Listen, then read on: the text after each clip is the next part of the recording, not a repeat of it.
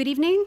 It is 6 p.m. and I will call this City Council meeting of March 15th, 2022 to order.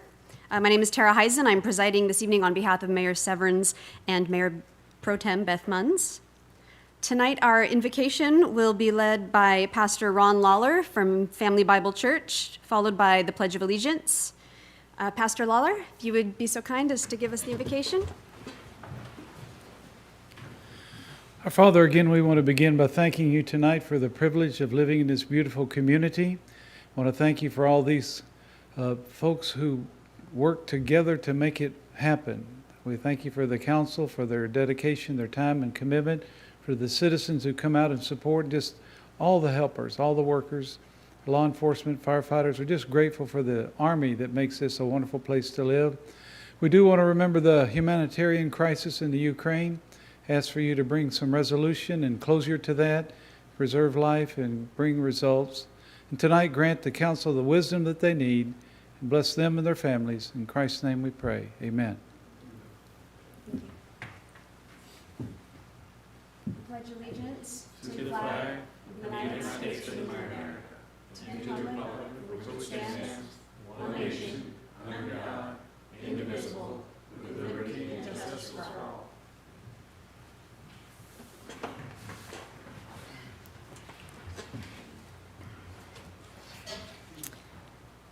Council meetings will continue to be both a physical meeting location and a virtual meeting per Washington State Proclamation 20-28. Masks are no longer required in council chambers or city offices. Citizens and staff may wear a mask if they so choose. Masks are still required in medical facilities, hospitals, correctional facilities, and for certain first responder workplaces and activities.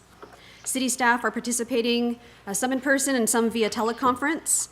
Guests that are included in staff presentations will be excused from the Ring Central meeting at the conclusion of the agenda item. Tonight's meeting may be viewed live on YouTube and on cable channel 10/HD 1090. At this time, I'll have the city clerk do the roll call. Julie, please. Thank you, Councilmember Hizon. Mayor Pro Tem Munns. Present. Councilmember Evans. Present. Councilmember Hoffmeyer. Present. Councilmember Wiesner. Present. Councilmember Stuckey. Present. Councilmember Marshall. Present. Councilmember Hizon, all member of council are present. Thank you, Julie. Okay, at this time, we will approve or make suggested changes to the agenda. Staff is requesting that we move item 9B, Public Works Director Employment Contract, to immediately following the consent agenda. Do we need a motion for that, or can we just accept it as requested? Councilmember Hizon, if there is no dissension, you may just make that change. So seeing no objections, we will make that change and move item 9B up. Next up, presentations, honors, recognitions, community presentations. We don't appear to have any, so we will skip right to citizen comment period. Citizens may comment on subjects of interest not listed on the agenda or items listed on the consent agenda. Citizens may also comment on corresponding agenda items at the time that those items are discussed. Please limit your comments to 3 minutes. State your full name. In the hybrid meeting format, citizens can attend and give comment in person or via the online comment form at oakharbor.org/public comment, by emailing the city clerk at jlindsay@oakharbor.org prior to 5 p.m. on the day of the meeting, or by calling 360-279-4571 to leave a voicemail to be played during the meeting. When leaving a voicemail for public comment, please state your first and last name clearly and limit your comments to 3 minutes. Council received 1 comment since our last meeting. It was distributed to council via email, and we will display it now.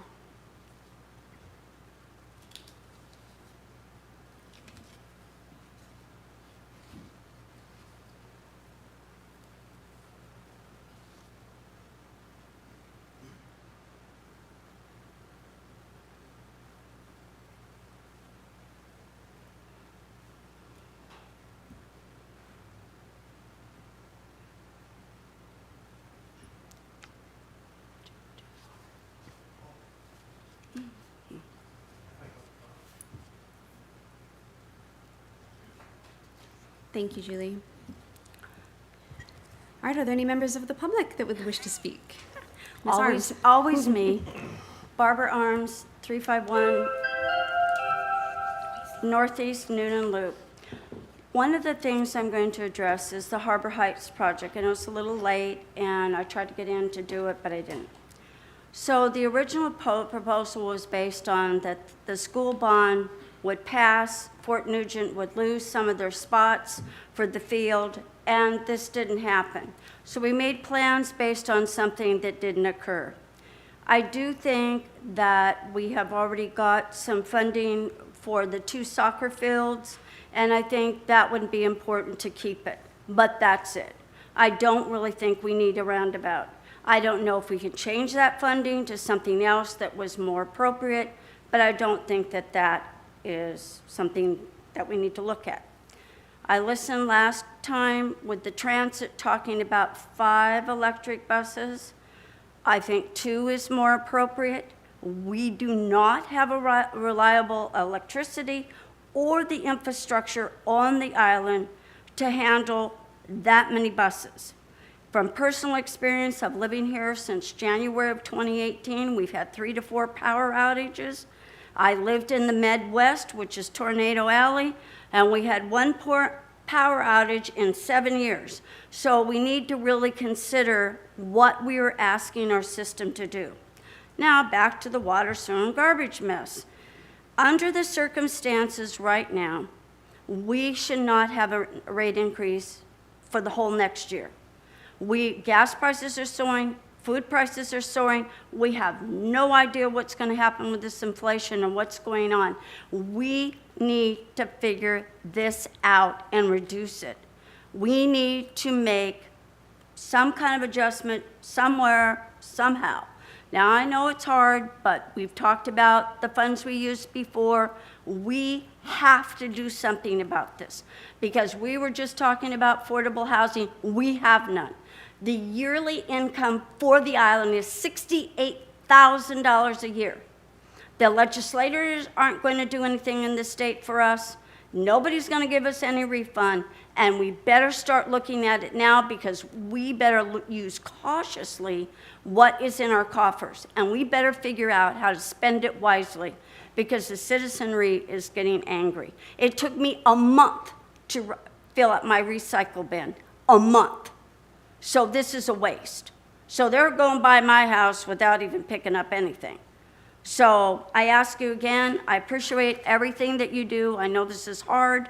There's a lot of moving parts, lots of people in planning, but we really need to take a stand. It's now or the citizenry is really going to revolt because we won't be able to pass anything because they're so angry. So I suggest you take under advisement. Thank you.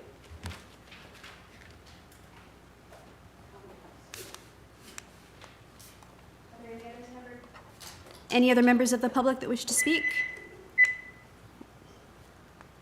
Good job on the 3 minutes, Barbara. That was like right in. All right, we will move on to our consent agenda. The staff has presented the listed consent agenda items, all of which are included in the meeting packet. Are there any objections or changes to the consent agenda? All right, seeing none, that is approved as presented. Next up, contracts and agreements, 9B, Public Works Director Employment Contract. Administrator Oborn, who's going to be presenting this one? I believe our HR Director, Emma House, is bringing up the presentation, and we'll go ahead and do the introduction. And we also have the candidate here too in person, or not in person, but on screen virtually. So go ahead, Emma. We're ready for you, Emma. Good evening. Thank you all. Emma House, Human Resources Director, here to present the employment update for the Public Works Director. Let me start my slideshow for you, actually, because it looks a little funny, probably. Hi. Oh, did it just switch screens on me? Are you still seeing my screen? Did it switch slides? We can see it. Is it on our end or her end? It's her end. You can try to blow up the whole thing. Is it on the... See if you can get a full screen. Okay. You can go in the middle there to slides and start the slide. Okay, I was thinking that it had switched screens. Sorry, hold on one second. You can do it on the bottom too. And if needed, we could probably do it on our It's end. on my wrong screen. Sorry. It's on the wrong screen. Let me just blow it up for you. Is that okay? No, we're not seeing it. Can you still see it? No, I stopped sharing now. So sorry. Technical difficulties. You're fine. Okay, Take now your I can time. do the right screen. There we go. So the Public Works Director recruitment is the update for this evening.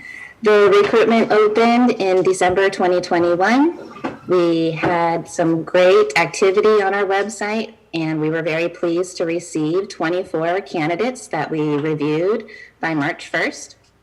We're very thankful for the interim Public Works Director that has been with us during this time. Mick Munkin has been very instrumental in making significant improvements and also during this recruitment process. So thank you to Mick. He's been with us since September, and it may be that he will be wrapping up with us during March of 2022. This evening, as Blaine mentioned, the candidate for Public Works Director, Stephen Schuler, is with us tonight, available for any questions. Let's go to the next slide.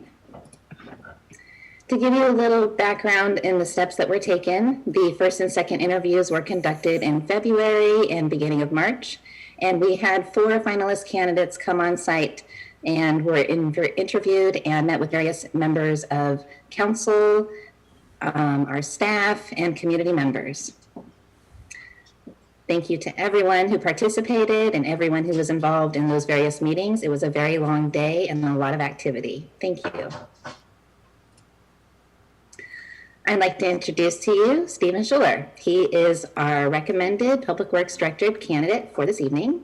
He comes to us with a bachelor's degree in literature and history, a bachelor's degree in civil engineering, a professional engineer, and also certified erosion and sediment control lead. Most recently, he has been with the City of Snohomish as the City Administrator, Utility General Manager, and Public Works Director. If everything goes well, we're hoping and planning for Steve to begin with us on Monday, March 21st. And now at this time, are there any questions before the recommended action? First, we will turn to the public. Did we receive any public comment on this item? No, we did not receive any comments from the public on this item. Not seeing anyone at the podium, so at this time I will turn to council for comments and questions. Councilor Hoffmeyer. Yeah, this is, right off the bat here, this is one of the biggest decisions that we are going to have the opportunity to make on this council. Like was mentioned in the presentation, Mick really did a lot to bring this department a long ways. When we got the opportunity to interview Steve, already having looked at his resume, was pretty excited. This is an incredible pick, and I am very excited for this opportunity. Thank you, Councilor Hoffmeyer. I too would like to extend my thanks to Mick Monken for stepping in when we needed someone desperately, and not only did he fill those shoes, but was really responsive to the public, was really responsive to council, brought some real outside of the box thinking, and so it was very nice to have you while we had you, Mick, and Steve, very much look forward to working with you. Thank you. Would you like to say anything to introduce yourself? Put you on the spot? Hi, it's great to see you. I still see the screen share up there, so I really can't see your faces very well on my screen anyway. Oh, now I can see you better. It's a real pleasure. Very excited to join the team there at Oak Harbor. And I think that's it. I'm looking forward to showing up on Monday as you wish. All right, this time I'll entertain a motion.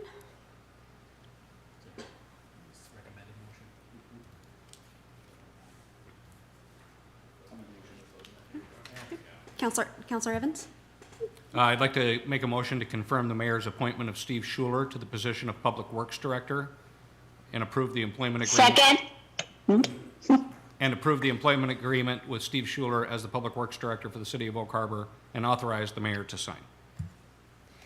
All right, it's been moved by Counselor Second. Evans, second by Councilmember Munns. She wants to move this along. Any further discussion before we vote? All right, all those in favor, raise your hand, say aye. Aye. Aye. Aye. That is unanimous. Thank you. Congratulations, Mr. Schuler, and welcome. Thank you so much. I look forward to meeting you all again, or meeting you in person for the first time. All right, thank you, Steve. Thank you. All right, we are going to move on to the mayor, council, staff comments. I've got a whole bunch of mayor's comments typed out for me here, so bear with me. This Thursday, March 17th at 4 p.m. is the annual St. Patrick's Day Parade along Pioneer Way, featuring Grand Marshal Maria McGee. Please be advised that Pioneer Way will be closed from Southeast City Beach Street to Southeast Passac from approximately 3 p.m. to 6 p.m. Parking will be unavailable along the parade route on March 17th in preparation for this event. And immediately following the parade, corned beef and cabbage dinners will be available for $12 a plate at the American Legion. We are also looking forward to hosting a Main Street Town Hall. The Oak Harbor Main Street Association will hold a public meeting to keep citizens informed about the association's plan for downtown in 2022. They will review their projects and events, as well as sponsorship and partnership opportunities. Main Street invites you to join them March 22nd at 5:30 p.m. at Orlando's Bar and Southern Barbecue down on Bayshore. Council members, please let the city clerk know if you plan to attend. If there are more than 3, she will post a notice of attendance. Staff is planning to have a form for attendees to provide questions to the city. A heads up that the Marina office will close early at 2 p.m. on Thursday, March 24th for training. Our city council retreat is planned for Thursday, March 31st from approximately 8:30 to 4:30 here in council chambers. A facilitator has been selected. Council members, please confirm your availability with the city clerk. And we are looking forward to the Oak Harbor Little League season opener. They've requested a council member or city official throw out the first pitch at their opening game on Saturday, April 16th. The game begins at 10 a.m. at Windjammer Park. Do we have a volunteer from the council? Yeah, wearing his Little League pin. We'll consider that a volunteer. All right, thank you, Councilor Hoffmeyer.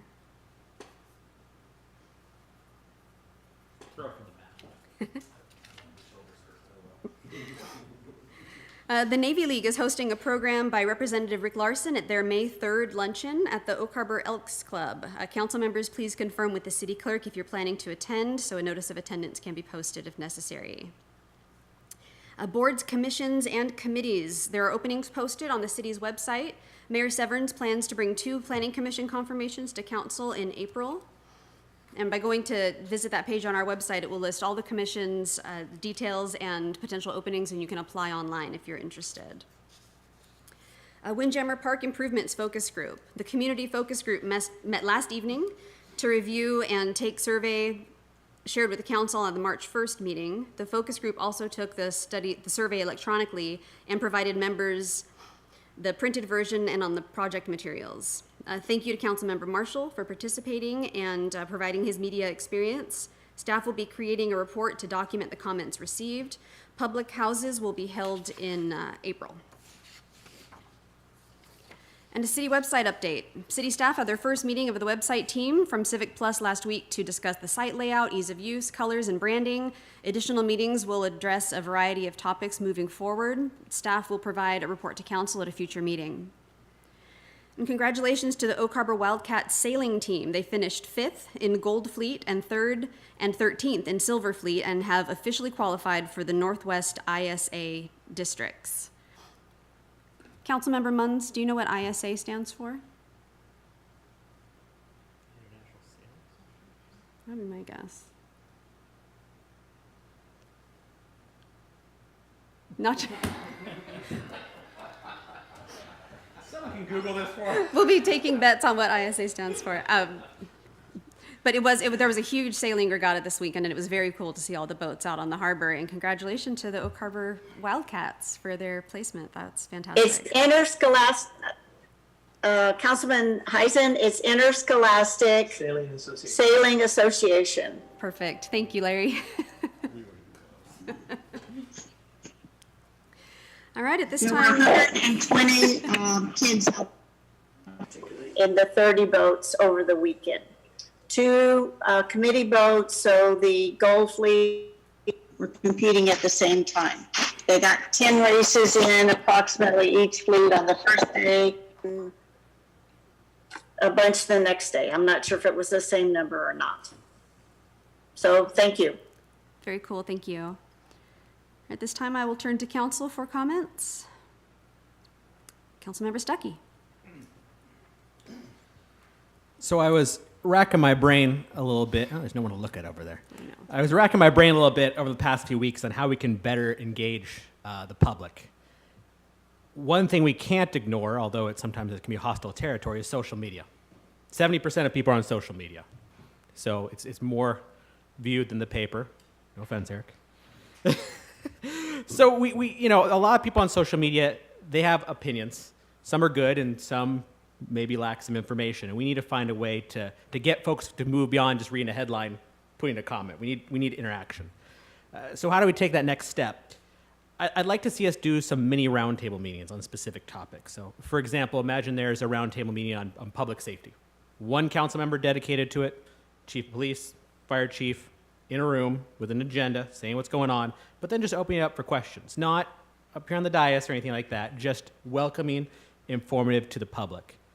I think by having it specific and properly advertised, that is, advertise it more than just on our website and the reader board, like go to the Whidbey Island Community Facebook group, go to different groups in the community that have that as a focus.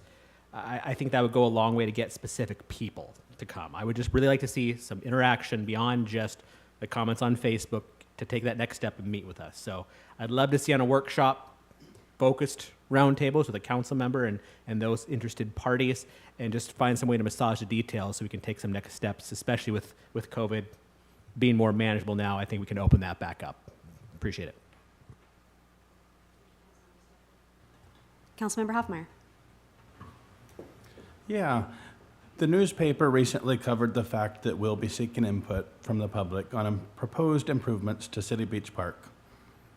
As the comments ensued on social media, an obvious and rightful yet disheartening theme was constant. Michelle said, "But will they listen?" Sean was next with, "Why bother? They solicit, we respond, and no matter the inputs, they go down the path they want." Carl's comments were similar, as he opined, "Why does the city solicit opinions, then ignore us?" Tina chimed in with, "Why do they want our input? They do what they want, not what the patrons want." The commonality of these comments continued, but I'll read off just one more. Albert's comments possibly hit the hardest. "What's the point? You all do what you want anyway, regardless of what we, the public, say." Let me clearly state, we hear you, we are listening. I too have shared your frustration. In fact, it's the very reason I'm sitting here today. The composition of the City Council is brand new, and I believe the public will start feeling heard. I share a fellow councilor's sentiment with regards to urging a commitment to making good on the feedback that we receive. So with that, I ask the full constituency, please give us your input so that we can represent your needs. Send an email, fill out a survey, come to a city council meeting. Bring your thoughts and come as you are. Our success in doing this job that we were elected to do 100% relies on your participation. Thank you, Oak Harbor. Thank you, Councilor Hoffmeyer. Any other comments? I would like to chime in. I don't know if our harbor master is on the line or not, but this weekend you had the opportunity to see the regatta happening down at the marina, and there was all kinds of foot traffic, lots of young people. It was very cool. And there's currently the salmon restoration project happening down there. Also very cool program. And I saw a number of people, everybody that walked by seemed to notice that there was this little fenced off thing, but there's no signage or anything down there actually indicating what it is. So there seemed to be a lot of interest in what it was, but we really lost, I think, an educational opportunity by not having any signage down there, so people didn't really know what they were looking at. And so I think that we could really take advantage of the opportunity to put up some signage, have some education, some engagement, and so that not only do people understand what they're looking at, but they can, really see how seriously we take our contribution to the environment, because it's a very cool program, and I wish more people knew about it. I see Blaine over there nodding. So, Sublet, I don't know if you're on the call, but I'll send you an email suggesting as much. And also, the finished salmon pens look fantastic. So, that is all I've got. Councilor Wiesner, do you have anything to chime in? I can't see your icon on the screen, so. No, thanks for that, Tara. No, well, I do actually. I just wanted to comment on the grant money that we're receiving from the state to move forward with some of the affordable housing action plan that was in the consent agenda. I'm just excited to see us moving forward. We've got some pretty big things to tackle there, including lot sizes and building sizes, et cetera. And I'm just excited to see us moving forward. I know this is going to be a challenge for staff. It's another thing we're putting on your plate, but again, the people have spoken. To echo what Mr. Hoffmeyer said, they've told us that they're concerned about housing affordability in our community, and there's certain things we can do as government officials to help with that. Obviously, we can't control the free market economy or the real estate market, but we can certainly do what we can to make it so that as we're building additional homes in our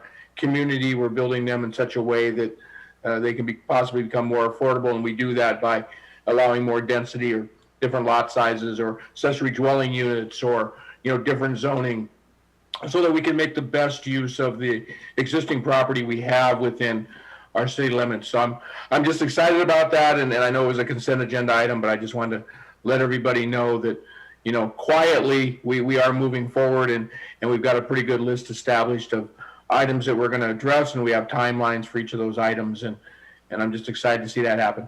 Thank you. Thanks, Jim. All right, if we have no other council comments, then at this time, council will take a short break and then move into executive session. 6:28. We're going to take about 20 minutes for the executive session.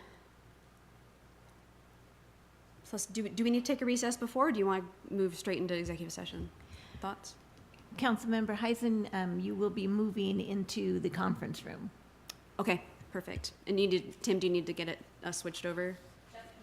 Okay, so we will convene an executive session in about 3 minutes, and we anticipate executive session to last about 20 minutes. We'll be back.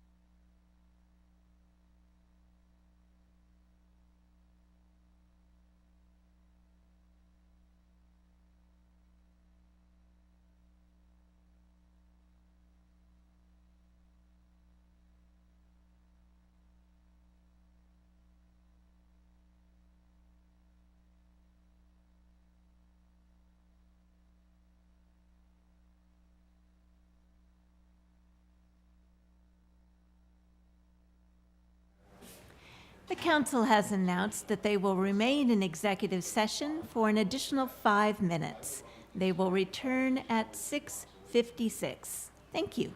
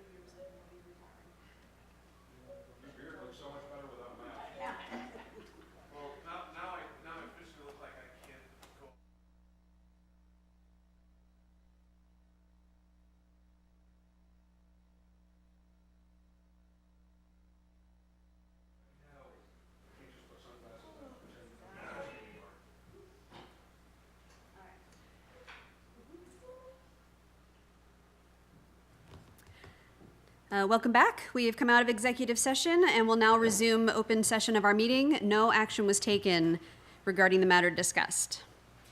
Moving on, we have item 7A, public hearings and meetings. Ordinance number 1946, updated comprehensive plan and capital improvement plan amendments, continued from March 1st meeting. Development Service Director David Kuhl and Principal Planner Kat Kamak will present and speak to two specific items discussed by council at the March 1st meeting. And we're going to start with the Facma Road.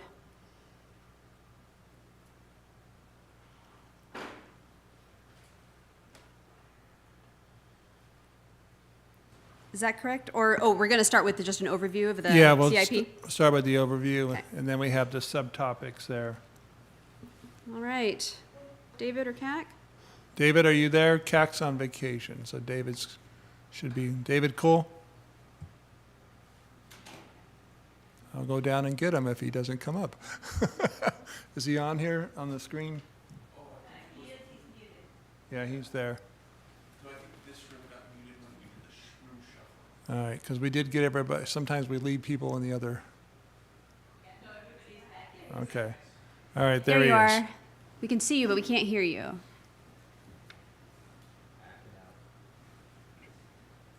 Hi, folks. There we go. Go ahead.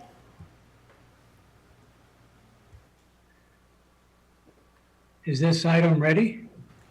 Yes, David, please proceed. Oh, no, I couldn't hear anything going on. So, fantastic, thank you. David Cool, Development Services Director. Tonight I'm going to talk a little bit about the Capital Improvements Program in an abbreviated presentation. I'll have extra information available for you later if you want, but we have a recommendation for you as we move forward.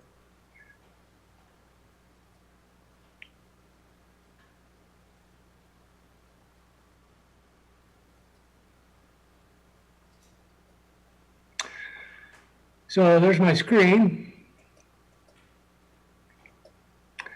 Tonight, this is the comprehensive plan amendment. The recommended action steps tonight are you can review and make changes in the CIP. You can make a motion to include the determined changes into the CIP document. You can continue the public hearing on the 2021 comprehensive plan amendments and the capital improvements plan as amended. What we're recommending you do is a motion to continue the public hearing to May 17th, the city council meeting, a date specific. The reason for that is we have a Department of Commerce notice that just went out a week or two ago, and we're required by law to have a 60-day notice period to the Department of Commerce. So this might work out in a beneficial way because we might need more time to talk about this issue. And what I'd like to do now is perhaps, if with council's permission, move on to items 7B and 7C, which are both highly specific portions of the CIP. And I've seen the presentation on the Facma Road project, so I think you'll find that very interesting. And if you do have other questions after those presentations, I'll bring my screens back and we can talk about it at that time. So thank you. David, on our agenda, it's listed as item 7A.I and 7A.II. Is that what you mean, the Facma Road and then the sewer line collection system? That's correct. Okay. Listed as B and C and AI and A2, right. Okay, perfect. So I think our city engineer is ready to do the 7AI on Facma Road and just see if you have any questions. We provided a lot of previous information and discussed this a lot. And I guess he's here. Alex? Yep. Alex Warner? Thank you, Blaine. Yep. Alex Warner, city engineer. I will give council a quick update on where we are in the Facma Access Road project. So this project is to design and construct about 2,000 feet of new public roadway at the north end of town. It will promote economic development for 11 parcels totaling 53 acres. 17 of those acres are owned by the city. 36 are privately owned. This road is connected to Facma adjacent to SR20. The section of SR20 is designated as managed access class 2 highway. The class 2 designation, put in place by WashDOT, puts an emphasis on throughput rather than direct access. So they have language with how we control the highway at this location, that we provide alternative access to alternative to directly connecting to the highway where possible. So that is what this road will provide. In the past, we've received 3 pre-apps for this, the privately owned businesses or privately owned properties in this area for businesses, but they had not come to fruition because of difficulty to make the connection to Facma Road. So we have dedicated the right-of-way for the access road, and we've completed a topographic survey of the property. We've also completed our design, which I will show you in just a moment. Here is the location of the Facma Road. It was designated as a potential future road in our 2016 Transportation Comprehensive Plan. So a quick timeline, again, it was identified in the plan. December 2019, we dedicated the right-of-way. 2018, council approved the funding. In 2019, we completed a topographic survey. 2020, Harmson Engineering started their design. We completed that in August of 2021. And we're currently in discussion with U-Haul for a development agreement, cost share, and road design modifications. This is Harmson's design that they prepared for the city. North is to the right hand of your screen, and we would be building the road to a minimal standard on the east side of the property to promote economic development and provide a turnaround. Additionally, a future extension of the road to the south. This here is the proposed layout that the U-Haul group has provided to us. They're recommending that we shift the alignment so it is a straight due south connection across from the street. I believe it's Whitney Drive on the other side of Facma Road. Comes straight down and then curve over to the east side of the property. So that is what I have for you today, council members. Do you have any questions? At this time, I'll turn to the public to see if there are any questions. Not seeing any. Mr. Oborn. Yeah, I just wanted to kind of follow up with Alex Warner's last comment there. The alignment there, I don't think that we don't have to be that specific in the project plan. So if we do end up negotiating the alignment change, then we can certainly just leave the project there. So staff recommendation would be to leave it at the current amount and keep this project in the CIP.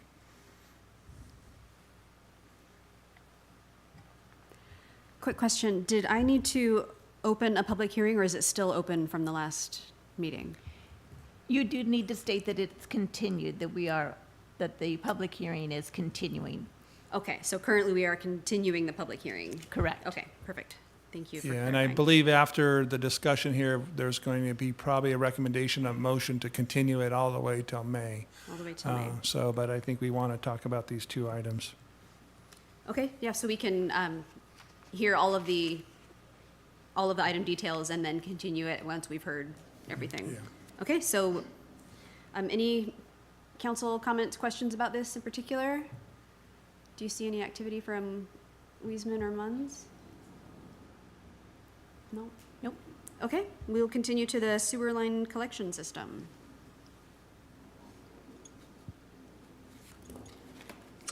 Okay, I have that one for you as well. Let me share my screen.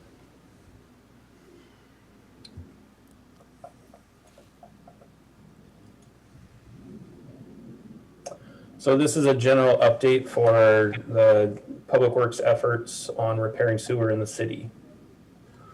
So we currently have, I guess I'd say a 3-pronged approach. We have trenchless repairs, we have our annual sewer line replacements, and we have an inflow and infiltration, that's the I&I term you frequently hear, project development plan in the works. So the trenchless repairs are beneficial because they reduce construction costs and they're more quickly to deploy than a full sewer replacement. And these can occur in the form of cured in place, slip lining, pipe bursting. Essentially, it's providing a new finish to the inside of the sewer mains that are currently in the road. So as of right now, we have a contract with Summerall Engineering, not to exceed $23,300. It's executed in June of this last year to produce a PS&E set for slip lining of several sewer mains on the east side of the city. Here we have the locations of the slip line sewer mains. It's about 1,700 lineal feet. Southeast Mailer, Southeast 8th, Northeast 9th Ave, and Northeast Meter Lane. The design is currently underway, and we are looking to have this out to construction in fall of this year. So our annual sewer line replacements, currently in the capital fund, we have $1,320,000 set aside for that for the 21 to 23 budget.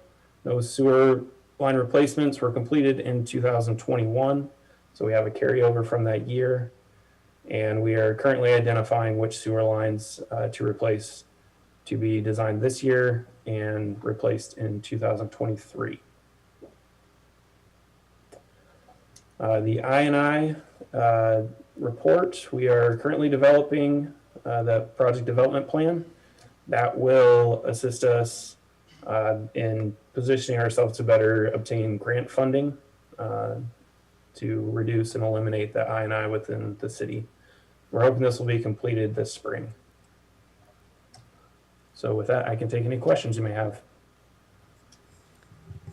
Thank you, Mr. Warner. This time I will ask if the public has any questions. All right, seeing none, I will turn to council. Councilor Evans.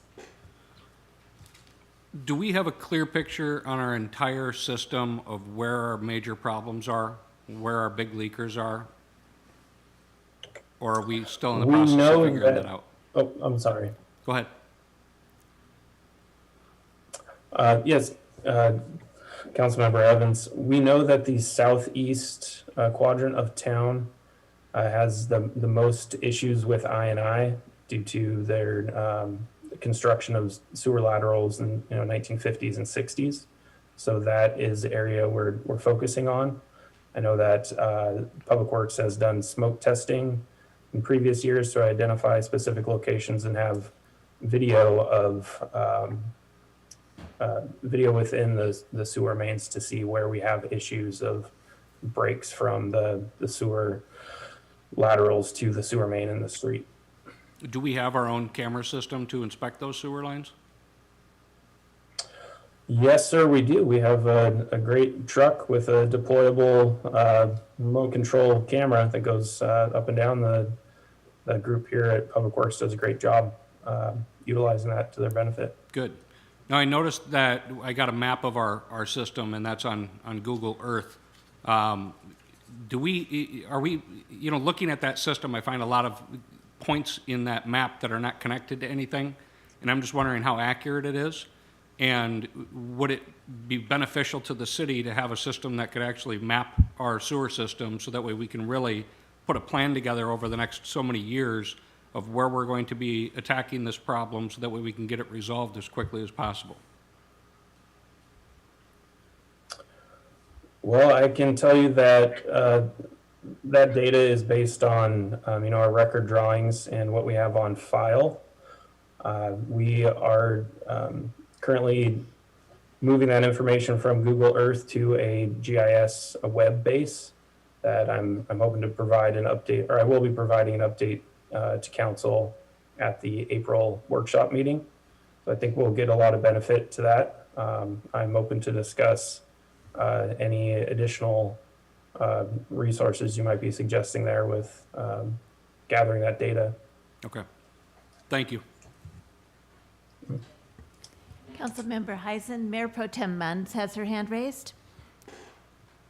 Mayor Pro Tem Munns, go ahead.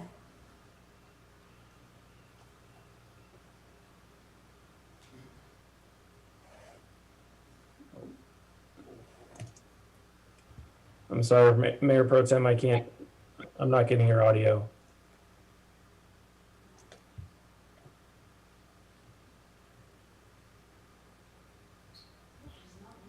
I think she might have froze. No, we're not hearing you, there? Mayor Pro Tem. I've unmuted myself, so, Now There you we can are. hear you. She froze Okay. on my screen, but not there. all right. So the streets that you've indicated you want to do the slip line to first, are they the same streets and area where the I&I was so bad when we had the heavy rains and it was shutting down our wastewater sewer plant because of it leaking into the stormwater and to the sewer, that extra rainwater and just over flooding it? Mayor Pro Tem, I believe that was a system-wide overloading of the treatment plant. And this is just the first step to reducing the I&I. I can look into discussing with a Public Works Operations Manager as to why these specific sewers were selected. But I know they are in poor condition and they have an I&I problem. But I will say that it's just the tip of the iceberg, essentially, Okay. to reducing that issue at the plant. Well, I would hope that one of the streets was where the house that it ended up backing up and doing some flooding into their house is one of the streets we're working on. Also, when you put a slip line in an old pipe, it obviously reduces the flow somewhat? I imagine it's super, super thin, but does it just reduce it a little bit, or does it take away more than, like if it's an 8-inch pipe, it's not going to make it as small as a 7.5-inch pipe, maybe 7 3/4 or something?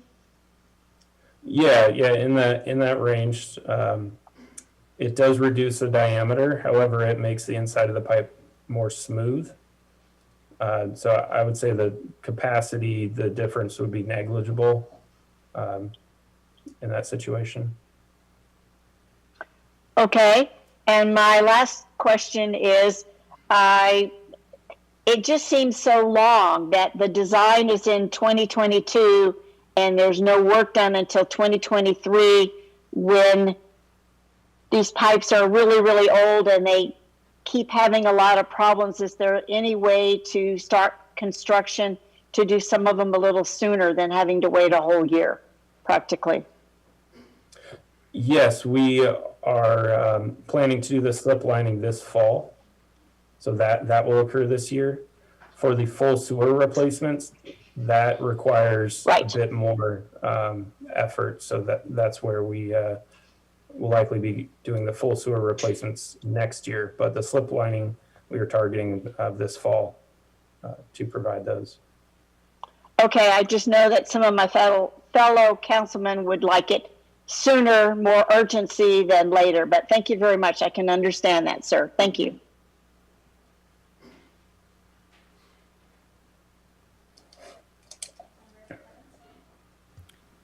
Looking at the budgeted amount of $293,000 for this year for the slip line replacements, is that the cost for the 1,700 feet?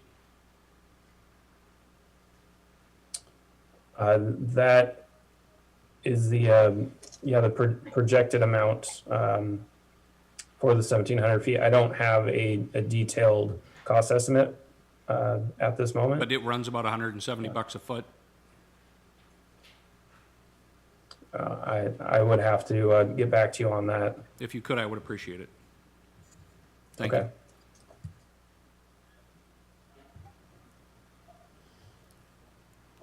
Any other questions from council? Yeah, at this time, oh yeah, go ahead.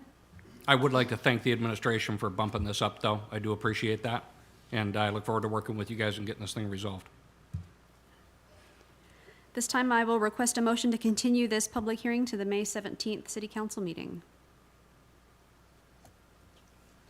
I'd like to make a motion that we continue this public hearing to the May 17th City Council meeting. Second. Okay, it's been moved by Stuckey, second by Hoffmeyer, to continue the public hearing to the May 17th City Council meeting. All in favor, raise your hand and say aye. Aye. All opposed? Aye. That is unanimous. Thank you. All right, that passes unanimously. And so now we are going to move on to ordinance number 1944, amendment number 6 to the 21-22 biannual budget. And Finance Director David Goldman will present. Go ahead, David. Thank you. David Goldman, Finance Director. We're also continuing this item from the March 1st meeting, continuing the public hearing. And we would like to request that this item be continued to the May 17th City Council meeting to go in conjunction with the CIP item. I'll make a motion to continue this item to May 17th. Second. Second.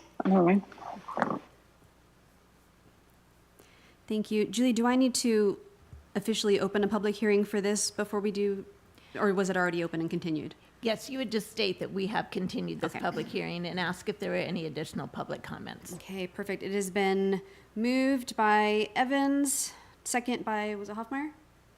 Is that right? To continue this to the May 17th meeting. Any other comments, questions, concerns? Councilmember Stuckey.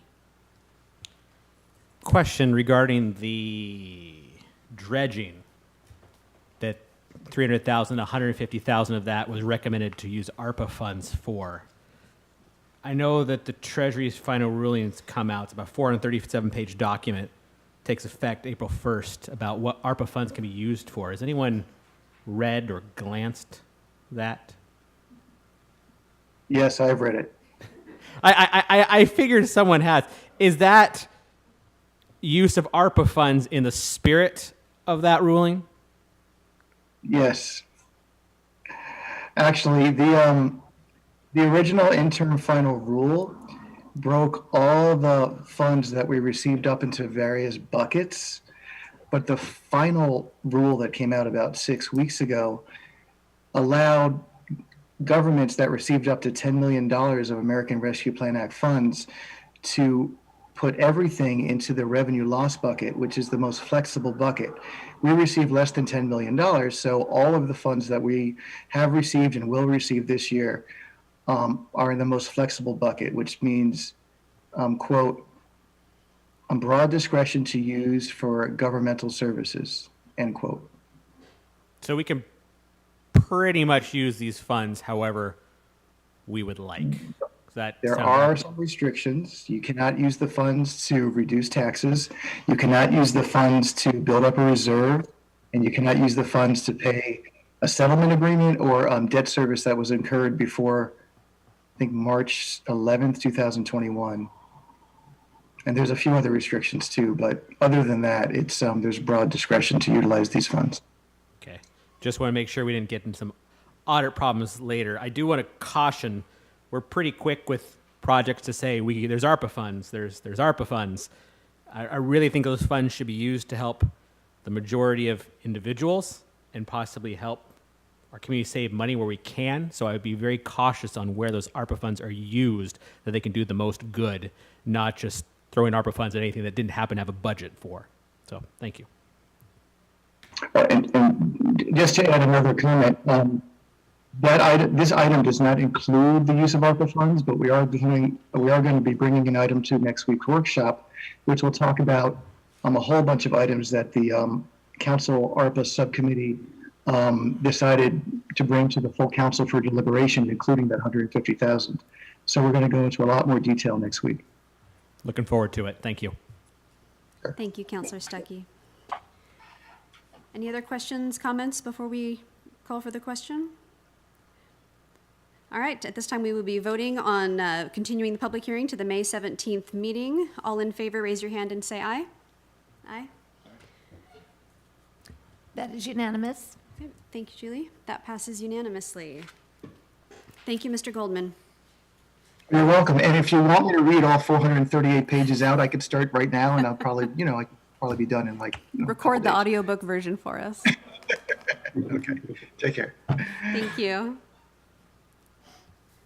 All right, next up, 8A, resolutions and ordinances. We have Resolution 22-7, amending Schedule D, Marina of the Master Fee Schedule. And we should have our Harbor Master, Chris Sublett, to present. Good evening, Mayor Pro Tem, council members. Tonight, I just have a quick update for you on the Master Fee Schedule D, which is the marina section of the Master Fee Schedule, and this is really just a matter of housekeeping. So at the March 19, 2019 City Council meeting, the City Council approved Resolution 1909, which provided for a yearly 3% rate increase from 2019 to 2022. So this will be the last year. And the purpose of this rate increase was to offset changes in operations and expenses and market conditions. We estimate that it'd be about $57,000 this year in new revenue, and we traditionally implement it on April 1st of each year.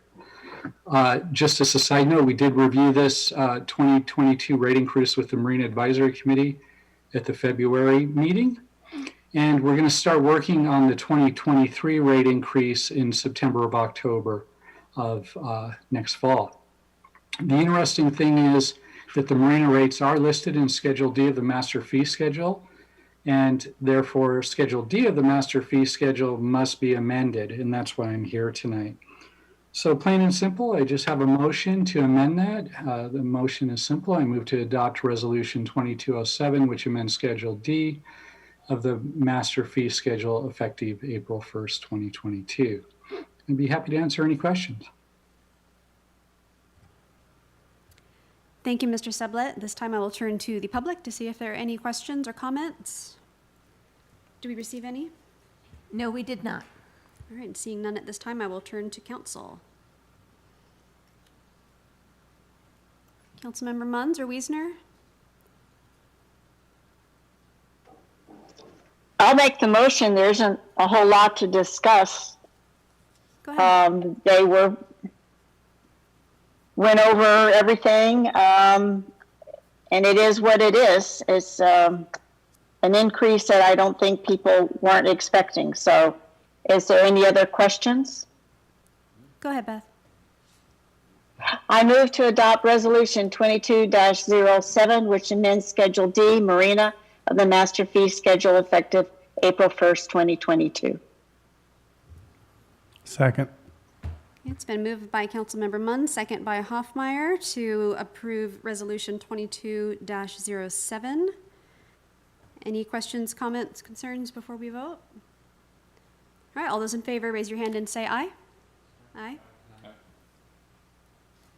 That is unanimous. And none opposed. Thank you, that passes unanimously. Thank you, Mr. Thank you. Sublett. All right, moving on. 9A, Water Well Number 9, Rehabilitation, Professional Services Agreement, Amendment Number 3 with Pacific Groundwater Group. And once again, we will have our city engineer, Alex Warner, presenting. Go ahead, Alex. Thank you, Councilmember Hizon. So this is a time extension for Pacific Groundwater Group, their contract they have with the city for work on replacing Well 9. So we have several wells in the city that are used as an emergency water supply. Well 9 was constructed in the 60s, and we tried to rehabilitate the well, but it has had a severe decline in production. Well screen fouling is a common occurrence to wells of this era, so it's not able to draw the groundwater out with the current well. We need to drill a new well in the same location. This is located within a park on Heller. And it's been in the capital plan for many years. And we had several years ago selected Pacific Groundwater Group to assist us with the well design process. And we are hoping to have the resources to get this out this year, but we do need a time extension. It expires the end of this month. So here's a vicinity map of where well number 9 is, just south of Whidbey Avenue on Heller Road in one of our parks there on Heller. So on Whidbey Island, we have significant variation in our groundwater. And with that, we need the experience of a hydrogeologist to place and monitor the drilling of a well to make sure it's successful. That's where Pacific Groundwater Group comes in. So they'll evaluate the site and choose the best location, transfer the water rights from the existing well to the new well that will be dug or drilled. They'll design the new well and screen system, obtain permits as needed, connect it to our infrastructure to get it in service. They'll prepare the construction documents, bidding, monitor the drill process. They'll be out on site, proof the well, and provide the final documentation with Island County. So the existing contract we have with them is for $55,228. That is for their work. The construction of the well we're estimating at $250,000. And due to various challenges over the last year, this project did not get out the door, and therefore we're needing this amendment number 3 that changes the contract end date from March 31st, 2022 to March 31st, 2023. So it's a no-cost amendment. So here's a recommended action, and I can take any questions if you have them. Thank you, Mr. Warner. At this time, I will turn to the public to see if there are any questions. Julie, did we receive any? We did not receive any questions regarding this item. I just had a quick question. Vicki Graham, Executive Director of the Chamber of Commerce. So Pacific Groundwater Group is out of Seattle. Did we look at anyone locally for this, or was there a group that was chosen from and this was narrowed down, or was this just selected? Alex, did you hear that question? I did hear the question. I can look into that and get back to you. I don't have that selection process in front of me at the moment. Thank you. Thank you. At this time, I will turn to council. Go ahead, Councilmember Stuckey.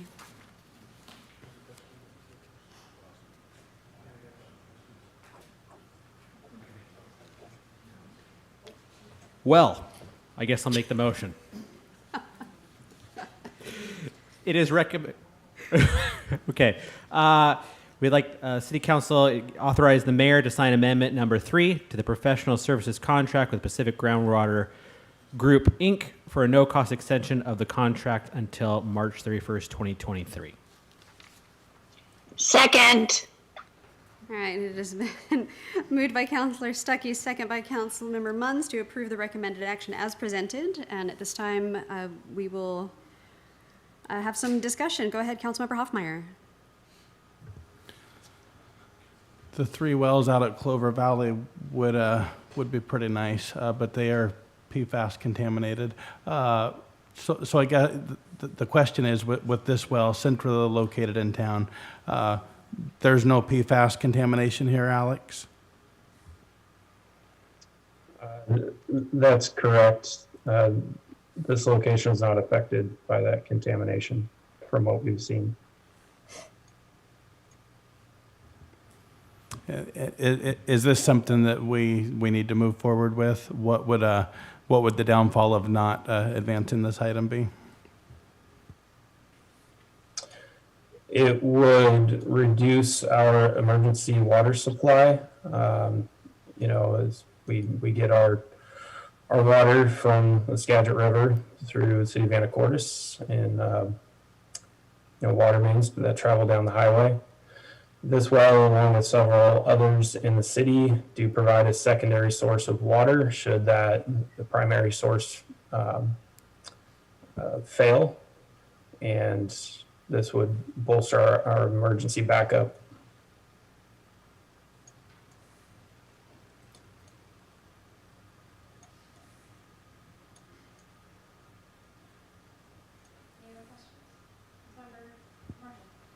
Thank you. Alex, looking at the scope of work, how many of the tasks have actually been completed? They have not begun the work. We executed the contract and then did not give them the notice to proceed. So we haven't done anything since October of 2019. That is correct, sir. And what's to assure us that if we extend this contract that we can get it done in the next year, given that it's been extended a couple times already? Well, we have additional staffing that we did not have in this prior year. I can tell you that it has been a focus of mine to get this one out the door and get this drilled. So I'm dedicating my staff resources to have this completed this year. Do we need a full year? I would suggest a full year because we need to do the design efforts and then construction, and always after construction we have the project closeout. So I would imagine this could be drilled in the fall and then potentially have closeout extend into winter of 23.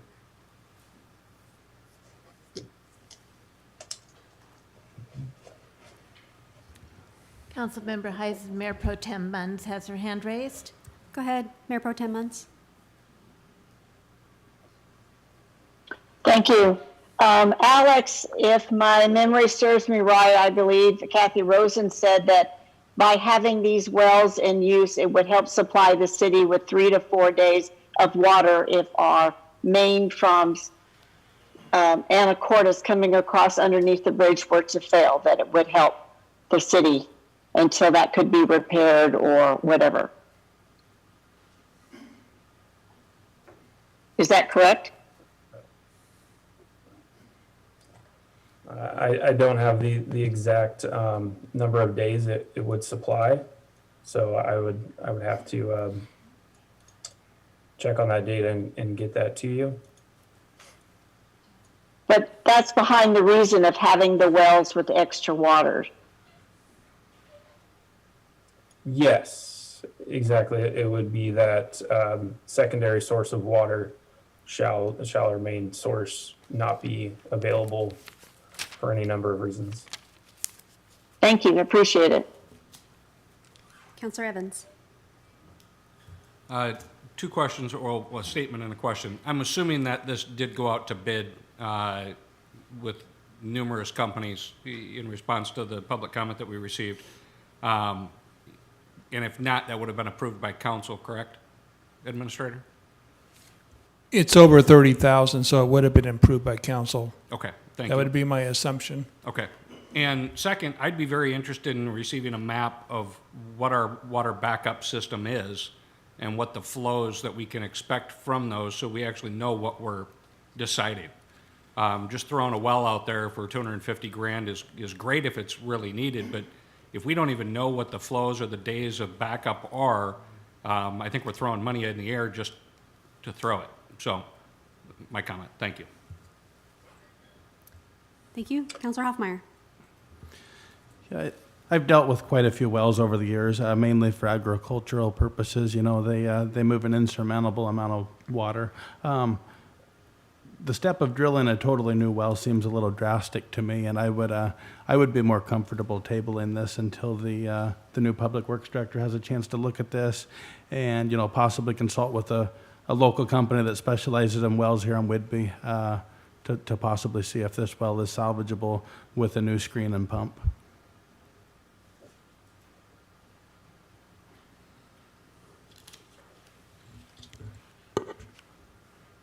Do you have any insight, Mr. Warner, or Mr. Oborn, on the the background of this, you know, this has been a project that's been a few years in the making, and I know that having an emergency backup when we're totally dependent off island water is really crucial if we're going to be sustainable in an emergency. So, but I can't recall offhand what the process was back in 2019. I believe we run wells on a regular basis to make sure they're in operation, and Alex can probably speak to that. Alex Warner can speak to that, and then I can try to follow up with Councilmember Hoffmeyer's comments too. Yes, that's correct. The wells are exercised frequently. I can gather a map and provide that well production information that council is requesting to bring this back at another council meeting. I do want council to be aware that if this isn't extended at this meeting, the contract will expire before we have the next formal council meeting. And I guess the question we get from staff is, we've got two comments here, one to postpone this and one that you weren't doing this fast enough. So a little bit of complexity, we can work through it. I guess my recommendation would be to go ahead and approve that. We would have an understanding before we start doing the study to come back to you and give you additional information. That does what our city engineer was talking about. It keeps the project under the contract so we can continue with it. And doesn't have to require the rebidding component on it. It keeps things going, but we'll have an understanding from council direction that you wanted to take a look at this further, and we can bring it back with our new Public Works Director and get his input on this. Thank you, Blaine. I agree. I think that because it is expiring at the end of this month, that the motion as it stands to extend the contract would be prudent for us to do, and with the instruction for staff to come back and give us some more information before actually moving forward. If you don't have anything, but Chief Merrill, from an emergency preparedness standpoint, do you have any feedback for us? If you don't, that's fine. I know I'm putting you on the spot. That's okay. It's, the importance of having that backup system deals with our fire flow modeling to determine the amount of water that we have available in reserve. The addition of that 4 million gallon tank was a big plus a few years ago when that was finally installed. So we do have, I want to say, sufficient backup, but that's an exaggeration at one point because there is that unknown. So should we lose our water supply from Anacortes, and should we not have any fires, and should we not have any breaks in the pipe, and should we not have any other issues, then the wells will keep up for 3 to 5 days. So should we have a problem, I would not put any guarantees out there at all, other than I hope you went to Costco and bought lots of bottled water. Everything's fine until it's not, right? Thank you very much. Does that answer your question, ma'am? It does. Thank you. All right. So at this time, we have a motion and a second to extend the contract as recommended. At this time, I will call the question. All those in favor, raise your hand and say aye. Aye. All those opposed? Councilmember Hizon, I do not have votes from Mayor Pro Tem Munns or Councilmember Wiesner. Oh, there they are. Thank you. Councilmember Hizon, that passes. Okay, that passes, so 6-1 with Hoffmeyer opposed. Thank you very much.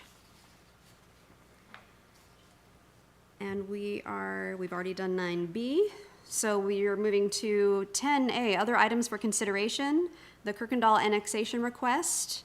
And I believe this is going to be presented by our Development Services Director, David Kuhl. Thank you, Councilman Hizon, members of council. This annexation request is proposed by Harold and Debbie Kirkendall. They both came in and I met them at the counter a couple months ago, and they were both really excited at the opportunity to annex into the city. They have 2 single-family lots. One's at 1307 and the other one is at 1298 Swantown Road. This is a map of the area. You can tell Swantown Road is right here where my cursor is. and Fairway Lane is right here. This yellow line indicates the current city boundary, and these two parcels on each side of the road are the Kirkendall's properties. You can tell Swantown, as you know, goes up to Lowland Lane, which is where we had the previous annexation that you saw, up the hill and around the corner. This is a logical annexation because it's right there at the border of the city, and we have two very willing participants. So the annexation process, you've seen this information before, but what it comes down to is a decision to annex at the city council's discretion. So a yes vote will accept or reject the area as proposed or as geographically modified.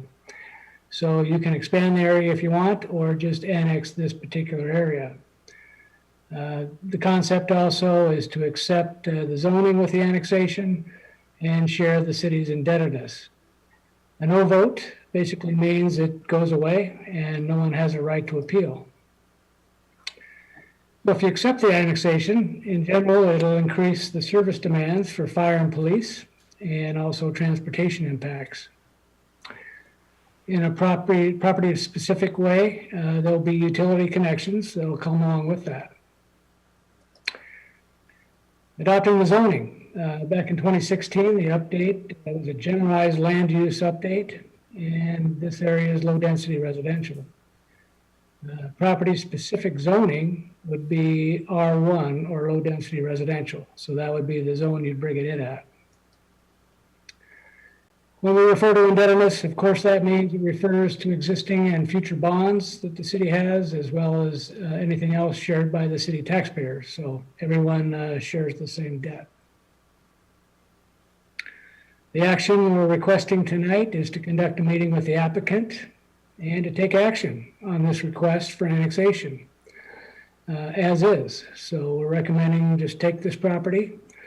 And our recommended action is to move to accept the request to annex the requested properties along with an annexation agreement for right-of-way dedication as well as utility extensions. And that concludes our presentation. Thank you, Mr. Cool. This time I will ask if we have any public comment. We received no public comment on this item. Thank you. And is the applicant on the line and has anything to contribute? No, we do not have the applicant present. Okay, at this time I will open it up to questions from councilors. Good. Councilor Evans. Are there any expenses that would be incurred by the city in this annexation? Councilman Evans, I think the only real expenses are what we referred to as city fire and police services eventually. There would be no expenses as far as extending utilities or improving roads. It's up to the applicant to agree basically to the annexation, which includes extending utilities and widening the road. Thank you, sir. Mr. Cole, I have a question, and I apologize if you addressed this and I missed it. Do we know why this applicant wants to annex? Great question. Oftentimes when people want to annex, it's because their septic system is failing. In this case, that's not going on, but I think what they want to do is just prepare for the future. They want to make sure they're not caught in a bind eventually where they have a failing septic and they have not annexed and they're in a jam. So they're trying to plan ahead, which is great. And they are adjacent, which is also helpful. Thank you. Mr. Oborn. Yeah, just to add to it, can you go back to the map, Mr. Cool?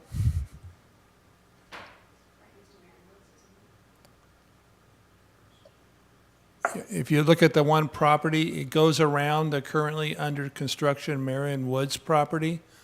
So there certainly is some opportunity for them to subdivide and a road goes on the property line. So We certainly don't know, but I think it encourages growth in the area. So I think it's a great opportunity for us to accept this property into the city. Yeah, I think there's a lot of potential there, for sure. Do we have anything from Councilmembers Munns or Wiesner? No, I don't see either one of them with a hand raised. Okay, this time may I hear a motion to accept the request to annex? Go ahead, Councilor Hoffmeyer. I move to accept the request to annex the requested properties along with annexation agreement for right-of-way, dedication, and utility extensions. I'll second. All right, it's been moved by Hoffmeyer, second by Evans to accept the recommended action as presented. Any questions, comments before I call the question? All right, all those in favor say aye. Aye. Any opposed? That is unanimous. Thank you. That passes unanimously. Okay, next up, item 11, reports and discussion items.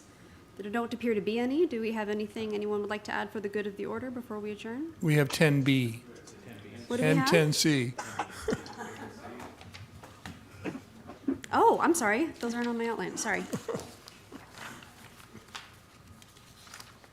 Not me trying to go home early. Thank you. Okay, so 10B, special market condition, used chip seal broom. I don't know who's presenting this. Is it Sandra? Yes, thank you. Go ahead. Thank you. Good evening, City Council members. Sandra Place, Central Services Supervisor. And tonight I will be presenting the used chip seal broom not to exceed amount that we've discussed at the last February 23rd City Council meeting. I'll go ahead and do this.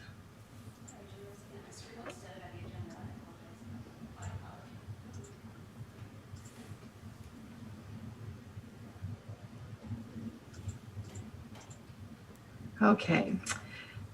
Let's see. So again, this is for the 2021-22 biennial budget includes funds to purchase a used paver. Due to the increase of the resurfacing of streets and chip seals, we've decided to change direction because we cannot do the asphalt work in-house without a larger crew. Presented all of the justifications, such as the crew not being large enough, chip sealing is completed more often than the overlays. This broom would be more economical. The city does not currently have a mechanical sweeper. We do own a vacuum sweeper, but it's not made to pick up the rocks and it would cause major wear and tear on that piece of equipment. And the city does own a side broom, but that's used to sweep the streets and to deposit the debris on the side of the roads. This would also, by having this in-house, would also increase the level of service we provide to the public.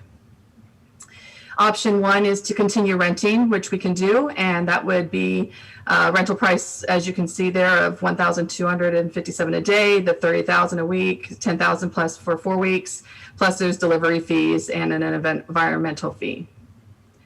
The second option would be to purchase the used chip seal broom. We're asking for a not to exceed amount of $120,000. Staff will make every effort to procure a mechanical sweeper by formally bidding and or using an auction site to be able to capture the most favorably priced equipment for the city. An estimate has been done for the R&M based on another broom. So like I said, it's just an estimate because we don't really know what's going to cost us in the amount of $4,500 plus fuel a year. And we do not plan to put a replacement value on this unless council directs us at the next budget. Prepared a cost benefits analysis for you. The upfront cost is greater, but the long term is the savings. So what I did was put the rental rate based on 8 weeks a year for an annual cost of $20,224. If we owned it, the whole entire year would be $16,284. So you can see that there is a savings by owning versus renting. Once again, we'd like to use the special market condition. If we can get it at an auction, we'll need to move fast, and then we'll be able to come back to City Council if we can. If not, we're also going to try to do the formal bidding and based on a used piece of equipment. And I have a motion prepared for you after you have any questions. Thank you, Sandra. This time I will ask if we have any questions or comments from the public. We received no public comment on this item. Thank you, Julie. All right, questions from council members. Was he first? All right, Councilor Evans. So the side broom that we currently have isn't real beneficial the way that it deposits the leftovers on the side of the street. Are we going to stop using the side broom if we do procure this sweeper? No, we intend to use that as well when that is necessary. But like you said, this is different because it's picking up the items instead of just brushing them to the side. Thank you. Councilor Hoffmeyer. Yeah, I stopped in out at Public Works late last week and had a conversation with Sandra about this and a few other things. Really looking at the fact that, council and staff wants a much more aggressive schedule moving forward with improving our roads. Already seeing the savings there at 8 weeks. But this is something that hopefully we would be using much more of the year than that even. The other thing is with the current street sweeper is scheduled to be replaced fairly soon, I think, on that replacement schedule, and Sandra could speak to that more. But really, maybe let's see if we can get a few more years out of that as well by being able to use this for other things like it had been discussed, picking it up after storm debris, et cetera. So anything Sandra has to add to that? Thank you. Yes, City Councilmember Hoffmeyer is correct. We are in the process of looking at replacing the vacuum broom. We've already done demonstrations and we're in the evaluation process right now and seeing if that's feasible. And I'd like to say also, if we find out that we're not using the broom, the side broom, most definitely we will look at surplusing and getting rid of that item and not just keeping it just sitting here at the fleet.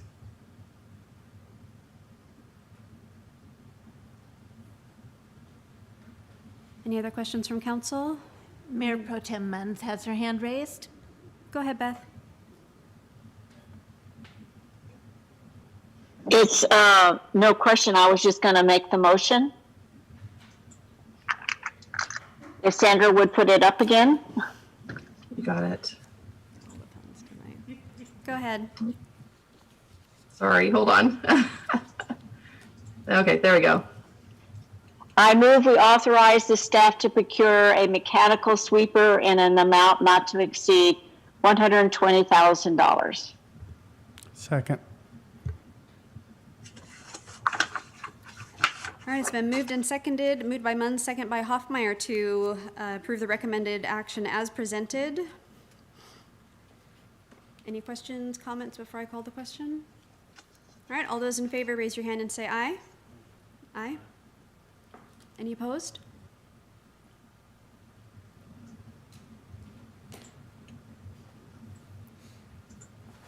I do not see Councilmember Wiesner. There it is. Thank you, Councilmember Wiesner. I see your vote now. Thank you. Does that pass unanimously? Yes, that is unanimous. Okay, thank you. All right, we will move on to 10C, Special Market Condition Used Excavator. Sandra, is this you again? Yes, thank you. Go ahead. Okay. So this one is also the second item that I presented last month at the City Council workshop for the used excavator, not to exceed amount. Staff is proposing to purchase this used excavator. I wanted to be transparent that this is not part of the 2021-2022 biennial budget. However, we see a great opportunity for this purchase, and that's why we'd like to work on it now. Justification, there's lower startup costs, buying used, job site versatility on this piece of equipment is amazing. Level of service can totally increase in-house. Flexible scheduling when you have the item here and you're not waiting for it. And the cost savings that we will go over in just a moment. Again, we've identified projects that are above and beyond what we are already renting at, and that would be clearing the Harbor Heights property, the Harbor Heights access road, the demolition and removal of the debris at the city-owned houses, the various sewer main repairs on the northeast side of town, and the East Outfall project. Again, the funding is coming from a truck that we don't plan on replacing, and also the savings that we will go over here in just a moment. Option one is to continue renting, and those are the rental prices, and that is for a local company. And the second option is to purchase a used excavator, not to exceed $60,000. I did a R&M on this based on a backhoe, so about $1,550 plus fuel. And again, no replacement costs unless we're directed by city council. Oddly enough, we had 2 excavators go up for auction and they closed today, and these were the amounts that they sold for. So we're fairly confident that we can get one under $60,000. There's a cost benefit analysis that's been done at the last workshop. Councilmember Wiesner asked about our previous rental costs, so I've included those on this slide here. And again, these proposed projects would be in addition to that. So if our estimated hours are on track, we expect to be able to pay for this $60,000 within 1 to 2 years. And then any years after that would be all savings minus the repair and maintenance of this piece of equipment. Again, we would like to use the special market condition. We need to move fast, as you can see on those auctions. And if so, then we would bring it back to council for a report. And again, a motion has been prepared for you. And I'm available for questions. Thank you. Did we receive any public feedback on this item? No, Councilmember Hizon, we did not receive any comments from the public. All right, thank you. This time I will turn to council for questions, comments, concerns. Councilmember Wiesner has his hand raised. Councilor Wiesner, go ahead. Thank you, Tara. Sandra, I assume that we have a trailer that would be able, and a piece of equipment that would be able to haul an excavator if we purchased one. Yes, it actually depends on the size. The ones that we're going after, we do anticipate that we have our Trail King that will do that. If we go any bigger, then you're right, we would not have a trailer. So we're looking at one to meet our current needs. Yeah, and I would assume you'd be looking at one of those 110s or 120s, not that 320 most likely. That 320 seems to be a little large for the projects you guys are thinking about. Correct. Yeah. All right. Thank you. Thank you.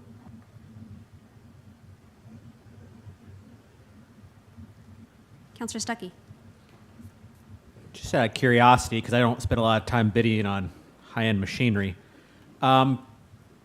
does that, when you go out for a bid like this, are these always inspected and checked? I mean, I'm assuming there's no warranty, but I mean, is there like a lemon clause if the thing just died on us a week after we bought it? Not if it's at the auction house. Those are very specific that they do have as is. But what we would ensure is that our mechanic would be already checking them out on site. Like those particular ones were just in Kent. We would send our mechanics down ahead of time. And that particular site puts up a very good report based off of what they have identified as well. And this is also the same site that we've sold our garbage trucks on. So we're very familiar with what they're doing, but that doesn't mean that that's the only place that we would be buying from.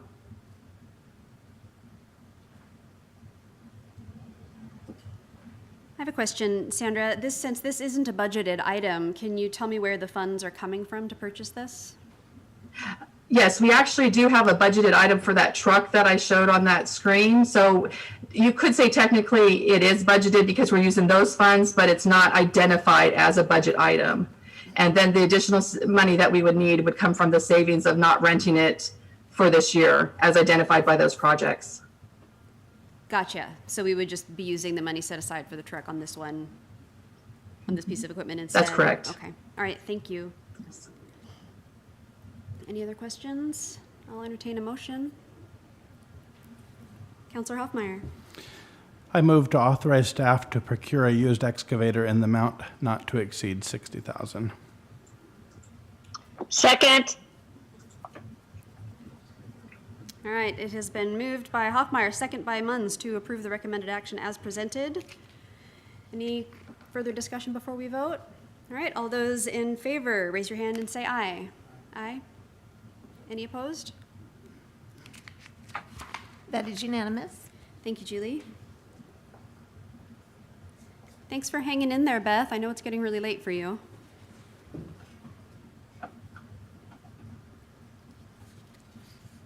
All right. At this time, I will entertain anything for the good of the order before we adjourn. And Jim and Beth, after we adjourn, we're going to be going into a closed session.